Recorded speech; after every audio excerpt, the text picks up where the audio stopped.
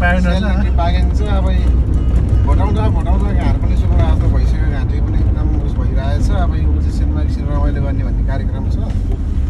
अब हेर म रुममा चाहिँ हामी पुग्दाखेरि 7:30 नै हुन्छ होला त्यस आजको चाहिँ देउसी भैलो कार्यक्रम चाहिँ राम्रो नै भयो भनौँ अब दुःख पनि भयो अब रमाइलो पनि भयो साथीहरू पनि नाच्यो एकदम पारियो कमाइ पनि राम्रै भयो कमाइ पनि आज राम्रै भयो भनौँ अब खानेको त कुरै नगरौँ अब खाने त के खाने अब त्यसको कुरै नगरौँ अब यस्तै छ जिन्दगी अब यस्तै हो ल्याएन साथीहरू बियर हालेन भएन बियर हाल्यो जिरो अल्कोहल भएको खाने अब ट्याक्क रुममा जाने है साथीहरूले माछा फराउँदैछन् रे अनि यहाँबाट टक्क गएर एकदम इन्जोय गर्ने है यस्तो छ हाम्रो त हेर्नुहोस् अब नेपालमा पटेका पर्क्यो होला हाम्रो यहाँ लाइटको पुरा डिस्को लाइटको पुरा उस भइराखेको छ है त्यस्तै छ